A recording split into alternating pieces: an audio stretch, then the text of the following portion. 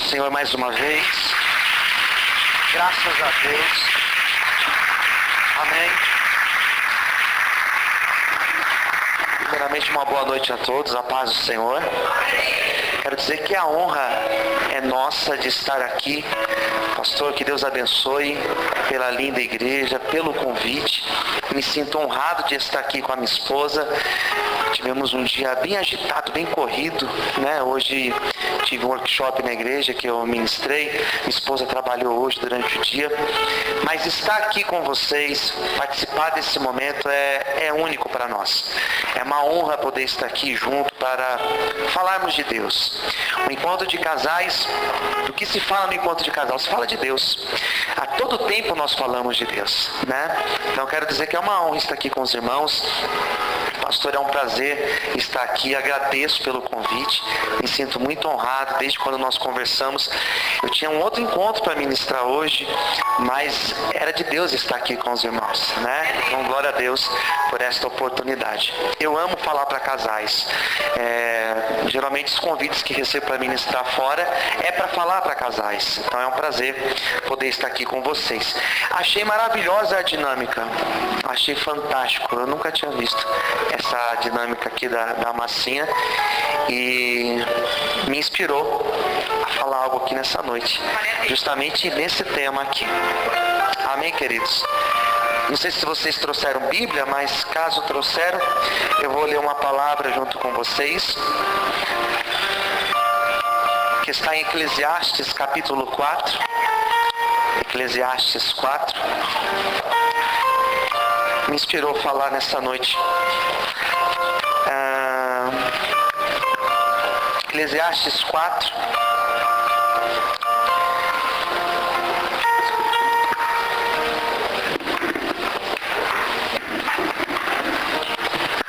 O versículo de número 7 diz assim: outra vez me volvi e vi vaidade debaixo do sol. Há um que é só, não tendo parente, não tem filho nem irmão, e contudo em todo o seu trabalho não há fim, nem os seus olhos se fartam de riquezas. E ele não pergunta: para quem estou trabalhando e privado do bem da minha alma? E privando do bem a minha alma? Também isso é vaidade e enfadonha ocupação. Melhor é serem dois do que um, porque tem melhor paga do seu trabalho. Pois se caírem, um levantará o seu companheiro, mas ai do que estiver só, pois caindo não haverá outro que o levante. Também se dois dormirem juntos, eles se aquentarão, mas um só, como se aquentará? E se alguém quiser prevalecer contra um, os dois lhe resistirão. E o cordão de 3 dobras não se quebra tão depressa. Todos digam amém? Eu sei que já foi orado no início, mas eu gostaria de fazer uma oração. Vamos fechar os nossos olhos, sentados mesmos, amém? Senhor Deus e Pai, Senhor, eu quero te agradecer, meu Pai, pelo privilégio de estar aqui com os meus irmãos, meu Pai, para falar de Ti, para falar do Teu nome. É um prazer, Senhor, poder falar da Tua graça aqui nesta noite. Eu te peço, Senhor, ministra aos nossos corações o Teu querer, a Tua vontade, e nos dê uma perfeita interpretação da Tua palavra, Senhor. Que estas vidas que estão aqui, meu Pai, que cada um dos Teus filhos, das Tuas filhas, sejam ministrados, sejam tocados pelo Teu doce Santo Espírito. Venha nos abençoar nesta noite, em nome de Jesus. Amém. Você pode aplaudir o Senhor mais uma vez? Glória a Deus. Amém. Esta união que foi feita de uma forma representativa com essas duas massas que vocês juntaram, essa união nós chamamos dentro da teologia de uma união mística. Uma união que não é apenas a carne do homem que se une à carne da mulher, mas é uma união que ocorre no âmbito místico, no âmbito espiritual. Como o pastor mesmo disse na introdução do culto, na abertura do culto, Deus não une apenas pessoas, mas Deus une propósitos.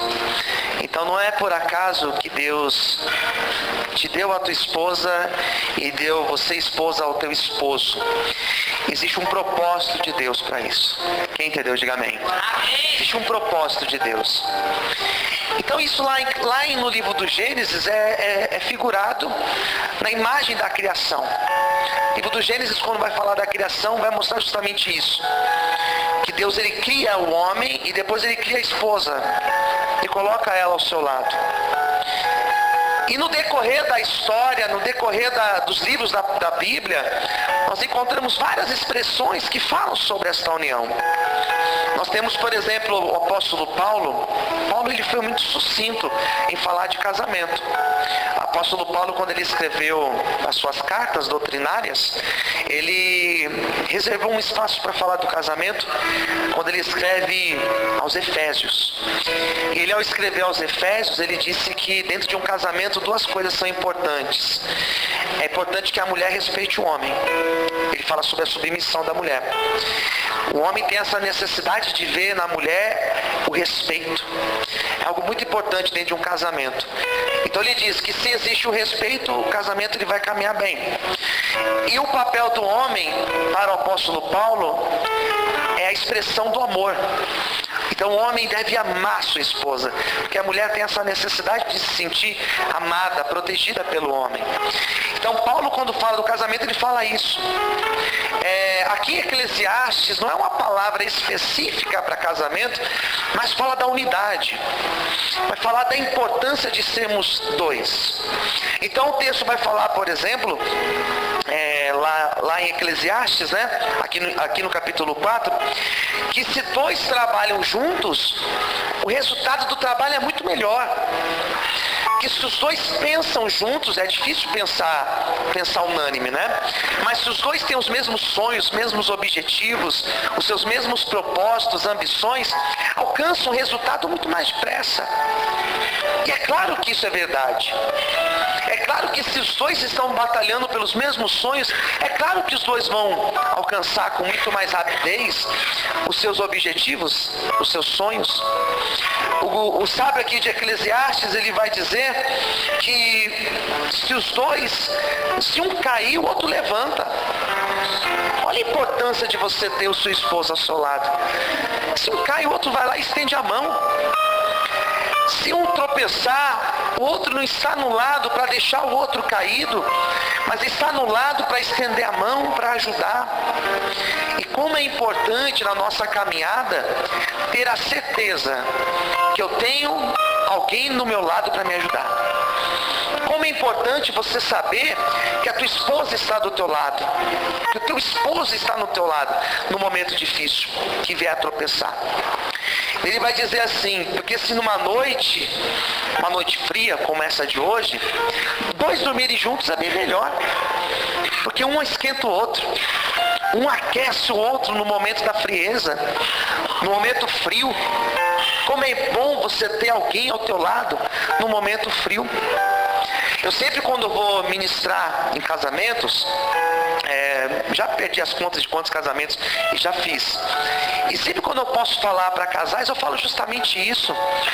Que no momento em que um casal, dentro de um casamento, um esfria na fé, um desanima na fé, porque todos nós estamos sujeitos, né? Até nós que somos obreiros, aqui deve ter certamente obreiros, pastores, até nós passamos por isso. É importantíssimo que o outro ou que a outra esteja ao nosso lado para animar a nossa fé, para orar por nós, para unir a nossa fé e dizer, nós não estamos sozinhos, vamos buscar de Deus ajuda, vamos buscar do Senhor ajuda. Então o Eclesiastes vai falar isso, os dois trabalharem juntos, se um cair o outro levanta, se um esfriar, numa noite fria o outro aquece. Mas ele fala da união mística, e dessa união mística é justamente o que eu quero falar nessa noite, porque ele diz que se alguém quiser prevalecer contra um, os dois lhe resistirão. E o cordão de 3 dobras não se rompe tão depressa. E é justamente esse cordão de 3 dobras que nós estamos aqui vendo nessa massinha, a representação. Porque quando nós estamos unidos, quando nós casamos, não é apenas a união de um homem e de uma mulher. Quando nós casamos, é a união do homem, da mulher e com a presença de Deus. E a minha pergunta nesta noite, para a gente iniciar aqui a nossa reflexão, eu não vou demorar, mas quero usar alguns minutinhos, é justamente isso: o quanto Deus é importante para o nosso casamento. O quanto a presença de Deus é importante. Aqui não é simplesmente uma reunião de casais. Aqui não é simplesmente um encontro de casais, onde nós teremos um momento de dar risada, de bater papo. Isso é bom. Isso é bom, é saudável fazer. Mas nós não estamos aqui apenas para isso. Seria suficiente, seria legal. Mas nós estamos aqui com um propósito maior, que é trazer a presença de Deus para o nosso casamento. Porque nós acreditamos que a presença de Deus, ela é vital para o nosso casamento. Que a presença de Deus não é apenas saudável, é essencial para o nosso casamento. E a pergunta inicial de hoje é justamente essa: o quanto Deus é importante para o nosso casamento? O quanto a presença de Deus, ela é importante para nós? E o quanto nós trazemos a presença de Deus para o nosso casamento? Porque fica até bonito falar: não, Deus é importante, pastor, para mim. Deus é importante para o meu casamento. É claro que é importante. Deus é Deus. Mas o quanto isso realmente é relevante para nós? O quanto na nossa caminhada diária, no nosso dia a dia, na nossa conduta diária, o quanto nós realmente trazemos a presença de Deus para o nosso casamento? Bom, Deus, ele é importante. Claro que é importante. Porque Deus, ele é o executor dessa unidade. Deus é aquele que dá a liga, né? Deus é aquele que abençoa. Mas o quanto nós, de fato, trazemos essa presença de Deus para nós? O quanto realmente nós nos preocupamos com a presença de Deus em nosso meio? Eu tracei algumas ideias para a gente pensar nessa noite. Primeira delas: se Deus verdadeiramente é importante para nós, Deus, ele deve ser o Senhor das nossas decisões. As decisões tomadas dentro do nosso casamento, elas têm Deus como seu centro. Elas têm Deus como fator determinante. Não é o quanto vai ser legal ou o quanto eu vou ganhar, mas a pergunta é: o quanto Deus está presente nessas decisões importantes que nós vamos tomar? Quantos casais que deixam de permanecer casados porque alguém tomou uma decisão? Já ouvi uma frase que dizia que as nossas decisões, elas decidem os nossos destinos, né? E hoje nós só estamos aqui porque nós decidimos estar aqui. E quantos casais deixam de permanecer casados porque nas suas decisões importantes não consideraram Deus? Deus não foi o centro da decisão. Então, se é que eu posso dar um conselho aqui para vocês nessa noite, aqui tem vários casais, né? E alguns que estão caminhando para o casamento. Se eu posso dar um conselho a vocês nessa noite, o primeiro conselho é esse: todas as decisões devem ser tomadas não apenas em comum acordo de um casal, mas elas devem ser tomadas buscando a direção de Deus. Toda decisão que nós tomamos, seja uma mudança de emprego, seja uma mudança de residência, seja uma mudança de igreja, sei lá, qualquer decisão da nossa vida, ela deve ser tomada na direção de Deus. E um casamento, para ele permanecer solidificado, para ele permanecer como esse cordão de 3 dobras que não se rompe, a presença de Deus tem que ser importante. Se eu tomo uma decisão que vai me afastar da presença de Deus, se eu tomo uma decisão que me tira da presença de Deus, eu estou colocando meu casamento em risco. Eu estou deixando de viver a plenitude, o plano perfeito de Deus para o meu casamento. Então o primeiro conselho nessa noite é esse: que cada decisão que nós tomarmos como casal, que sejam decisões tomadas debaixo da direção de Deus. E com certeza Deus vai abençoar os nossos passos, amém? Você pode aplaudir o Senhor por isso? Glória a Deus. Amém, queridos? Segundo conselho: Deus, ele tem que ser importante em tudo na nossa vida, sim. E como casais, como casados que nós somos, na educação dos nossos filhos, a presença de Deus, ela deve estar presente. Ela deve se fazer presente. E a pergunta que faço para nós que somos pais, e eu me incluo porque eu tenho 2 filhos, tenho um casal de filhos, o quanto a presença de Deus, ou o quanto a opinião de Deus, o quanto Deus está na minha educação ou nas minhas decisões referente aos meus filhos. Os nossos filhos, eles devem ser educados na presença de Deus. Recentemente nós começamos um trabalho na igreja. Nós sempre tivemos um trabalho com as crianças, sempre tivemos um espaço na igreja reservado para se trabalhar com as crianças.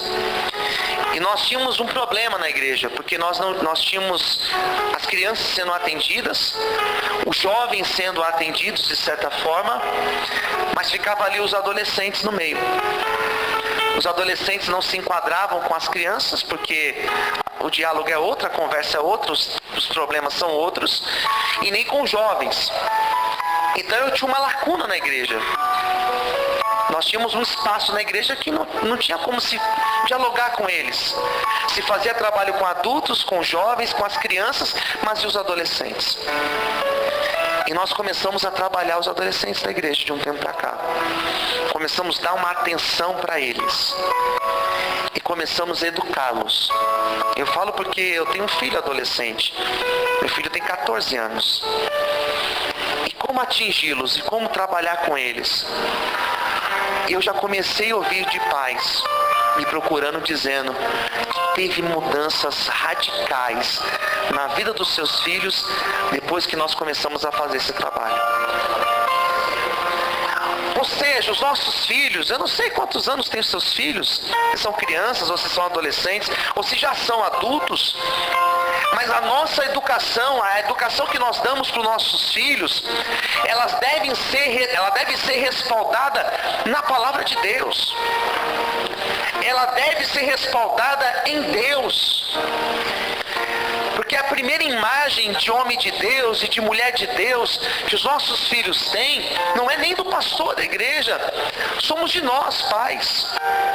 Nós que somos os pastores dos nossos filhos. E qual é o testemunho que nós damos? E qual é a forma de relacionamento com Deus que nós ensinamos para os nossos filhos? O que nós falamos de Deus para os nossos filhos? E mais do que isso, o que nós somos? Qual a imagem que nós damos para eles? Né? Eu, no meu caso, como sou pastor, os meus filhos já têm a imagem do pai e do pastor, né? Mas isso cabe para todos nós que estamos aqui. Qual a imagem de homem de Deus que nós temos dado para os nossos filhos, homens que estão aqui? E as mulheres que estão aqui, qual a imagem de mulher de Deus que nós temos dado aos nossos filhos?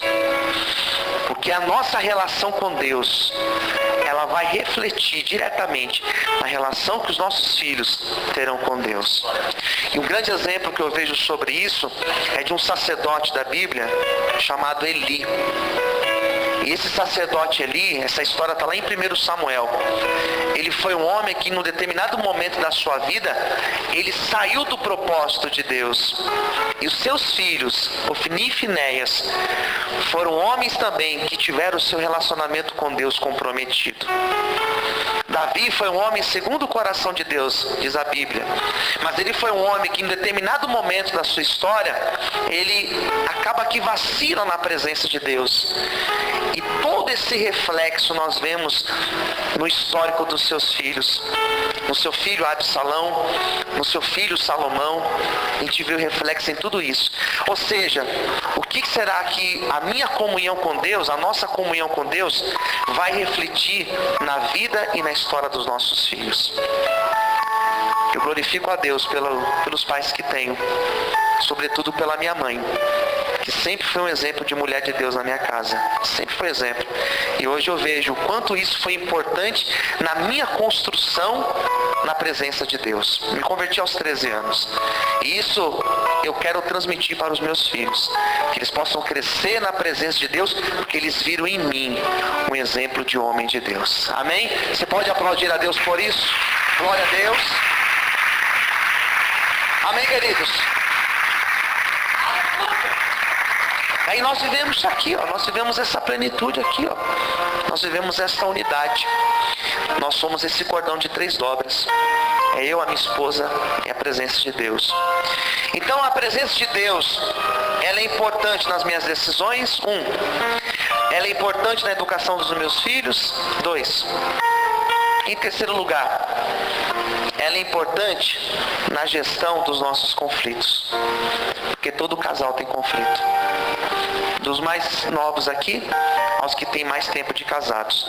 Todo casal tem conflito. Desde um conflito pequeno, de uma gaveta, desde um problema do controle da televisão, desde um problema, você vai dormir com a janela aberta ou fechada, se vai ligar o ar-condicionado do carro, você vai deixar desligado, né? Você vai assistir o futebol, você vai assistir outra coisa. Desde conflitos simples assim, até os conflitos mais complicados. Nós temos conflitos. Um casamento perfeito é um casamento que é feliz, um casamento que é perfeito. Não é um casamento que não tem problemas, que não tenha conflitos. Um casamento que é feliz é um casamento que o casal sabe lidar com seus conflitos. Então, a partir do momento que nós aprendemos a lidar com os nossos conflitos, nós aprendemos a ser um casal mais feliz. Quem concorda, diga amém. Amém? Leon Tolstói dizia, o que conta em fazer um casamento feliz não é a compatibilidade entre os cônjuges, mas em lidar com aquilo que é incompatível, né? Então, para gerir o nosso casamento, os conflitos que existem, ou que virão a surgir, Deus tem que ser essencial para isso. A presença de Deus deve ser necessária.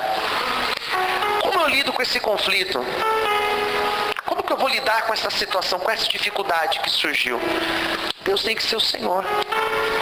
Se eu for agir pelas minhas mãos, se eu for agir por aquilo que eu acho que é ideal, por aquilo que é minha opinião, eu posso cometer sérios erros, porque eu não sou o dono da verdade. Da mesma forma a minha esposa. Agora, se a presença de Deus, se agradar a Deus for a minha motivação de vida, a motivação de vida da minha esposa, nós vamos conseguir gerir os nossos conflitos. Nós vamos conseguir lidar com as diferenças, nós vamos conseguir lidar com os desafios que surgirem no nosso casamento. Ou seja, a melhor solução para a gente gerir um conflito dentro do casamento é trazer a presença de Deus. E trazer a presença de Deus não significa que não vai ter dificuldades, mas significa que Ele estará conosco para lidar com tudo isso. Alguns dias atrás eu ministrei uma palavra na igreja que tem um pouco a ver com isso, né? Lá no Salmo de número 3. E o salmista do Salmo 3, ele fala assim, Deus é o meu escudo. Ou seja, não é que Deus não impede com que as coisas venham contra a minha vida. Porque o escudo, para que serve o escudo? Não é para neutralizar a ação do adversário, o escudo é para te proteger. Mas nós teremos levantes, nós teremos dificuldades, nós teremos conflitos. Mas a presença de Deus, ela funciona como escudo na nossa vida, que nos ajuda a blindar o nosso casamento. Amém, queridos? E a minha oração nessa noite é que Deus possa ser o escudo de cada casal aqui, para lidar os seus conflitos em nome de Jesus. Amém? Você pode aplaudir o Senhor por isso? Glória a Deus. Amém, queridos?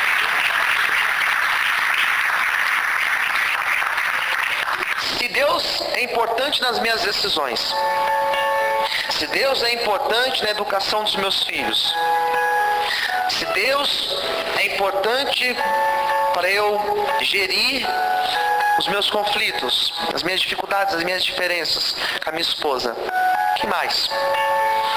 Deus, ele tem que ser o Senhor do nosso futuro.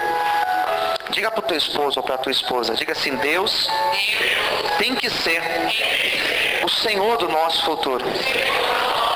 Diga assim: Deus tem que ser a projeção para o nosso futuro. Amém. Eu particularmente acredito que o casal, que o casal ele deve pensar no futuro, pensar no amanhã, ter sonhos, fazer projetos. Eu acredito muito nisso. Mas acredito que Deus, ele tem que ser o Senhor de todas essas coisas. A oração do Pai Nosso, que é uma oração tão conhecida, tão simples, ela mostra isso. A necessidade de que a vontade de Deus seja feita. Isso é fantástico. E quando a gente traz isso para a nossa vida, é maravilhoso. Mas quando a gente traz isso para o nosso casamento, isso toma uma dimensão tremenda. Porque eu faço projeções para o futuro junto com a minha esposa, mas que seja feita a vontade de Deus. Então não existe a frustração. Não existe a frustração porque eu sei que se não deu certo, porque não era de Deus, não era para dar certo. E eu sei que se deu certo foi porque Deus esteve no negócio, porque Deus colocou as mãos dele. E trazer essa dimensão espiritual para o casamento é algo que eleva o nível do nosso casamento. Porque nós fazemos os sonhos, nós fazemos os projetos, nós colocamos o dia de amanhã nas mãos de Deus, e nós sabemos que tudo vai acontecer na nossa vida como casal, nesse cordão de 3 obras, vai acontecer se de fato for de Deus acontecer na nossa vida. Por isso que é importante trazer a presença de Deus para o nosso casamento. Quem entendeu, diga amém. Trazer para o presente, mas fazer esse olhar para o futuro colocando a presença de Deus. Em quinto lugar, e aqui eu quero finalizar. Em quinto lugar, a importância de trazer a presença de Deus para um casamento é porque Deus é aquele que até mesmo acima da nossa vontade, Ele investe, Ele acredita e Ele abençoa o nosso casamento. O mais interessado em manter o teu casamento não é nem você, nem a tua esposa, nem teu esposo. O mais interessado é Deus. Isso é uma descoberta maravilhosa. Que quem mais quer ver o nosso casamento feliz é Deus. Quem mais quer ver a gente pleno no casamento é Deus. Quem entendeu, diga amém. Quem mais é feliz com esse encontro aqui de casais, pastor, missionária, é Deus. Porque Deus, ele tem prazer de abençoar cada um de nós. Então, eu tenho em Deus um parceiro para o meu casamento.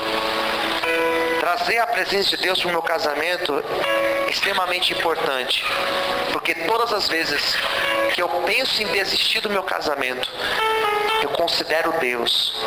Eu sei que Deus vai me ajudar a superar os desafios, as dificuldades, e eu não vou desistir do meu casamento. Esse cordão de 3 dobras, ele não se rompe. Por que ele não se rompe? Porque existe a presença de Deus. Pastor, Deus, ele respeita o nosso livre-arbítrio? É claro que ele respeita. Ele respeito o livre-arbítrio de todos nós aqui. Mas a partir do momento que eu coloco a minha vida nas mãos de Deus, que eu coloco o meu casamento nas mãos do Senhor, o que eu estou dizendo? Senhor, eu tenho livre-arbítrio, mas eu quero que a tua vontade seja feita, não a minha. Porque se eu for agir da minha vontade, talvez nem aqui eu estaria hoje, talvez nem aqui você estaria. Então quando você coloca o seu livre-arbítrio nas mãos de Deus, e você fala, Deus, eu quero que a sua vontade seja feita, sabe o que acontece? O seu casamento fica debaixo da bênção do Senhor. E é esse o desejo de Deus nessa noite, que o nosso casamento esteja debaixo da bênção dele, amém? Você pode aplaudir e exaltar a Deus por isso. Glória a Deus. Amém, queridos? Amém? Então, por que o meu casamento está de pé, pastor? Por que o casamento do irmão ali está de pé? Não é porque são duas pessoas equilibradas, porque pessoas equilibradas, elas também separam. O casamento está de pé não é porque é um casal bonito, porque casal bonito também separa, né? A gente vê vários exemplos aí de artistas que são bonitos e não tão como eu e você, né? Mas eles acabam, também separam, né? Aquele casal que você vê perfeito, separa também. Por que um casal permanece, pastor? Porque tem sucesso?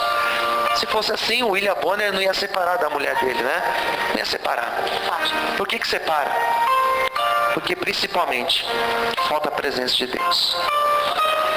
Se Deus estiver no nosso casamento, mais do que isso, se Deus permanecer no nosso casamento, a nossa casa, ela estará, como diz lá em Mateus 7, ela estará edificada sobre a rocha. Existe uma casa edificada na rocha e a casa edificada na areia. As mesmas tempestades que vieram naquela casa que era na areia, elas também vieram sobre aquela casa na rocha. O vento, as águas, a tempestade, qual foi a diferença? A casa na areia desmoronou. Mas aquela casa que estava edificada na rocha, ela resistiu, ela permaneceu de pé. O casamento onde tem a presença de Deus, não é um casamento que não tem incompatibilidade, que não tem desafios, mas é um casamento que resiste à tribulação, resiste à luta. É como uma igreja, né, pastor? Manter uma igreja com a porta. Abrir uma igreja é fácil. Qualquer pessoa abre. Pega lá vai lá, abre uma igreja, pronto, pega uma porta e levanta e abre. Mas permanecer aberta é quando tem a presença de Deus. Daí ela resiste com a porta aberta. É como um casamento. Quando tem a presença de Deus, ele resiste às tribulações, os ventos, as dificuldades, e ele permanece de pé.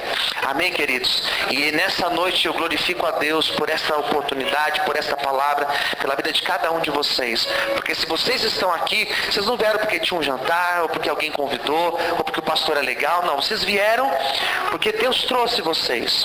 Porque Deus tem propósito em cada casamento aqui. Talvez seu casamento não está tão bem. Talvez seu casamento pode estar até por um fio. Mas se você veio, é porque Deus tem um propósito contigo. Ele vai fortalecer o teu casamento em nome de Jesus. Amém? Você pode mais uma vez aplaudir o Senhor com muita alegria. Amém, queridos? Amém? Posso fazer uma oração, pastor? Amém? Eu gostaria que você ficasse de pé nesse momento. Na verdade, eu vou pedir para minha esposa fazer esta oração. Eu gostaria que você segurasse nas duas mãos da tua esposa, do teu esposo. Sabe, de frente, quando você fica de frente? Eu não sei se verdadeiramente vocês têm vivido um casamento assim, de frente, segurando mão a mão, ou vocês estão num momento difícil, mas não importa. O importante é que agora Deus está neste lugar. A presença de Deus está aqui para abençoar vocês. Nós não vamos fazer uma oração muito extensa, ficar aqui, não. É uma oração simples. Mas que nessa oração você possa falar com Deus e trazer a presença de Deus para o teu casamento. Que você possa dizer com as tuas palavras: Deus, o Senhor é importante no meu casamento, o Senhor é importante aqui na minha relação. Me ajuda a ser um bom marido, me ajude a ser uma boa esposa, me ajude a melhorar, Senhor, em nome de Jesus.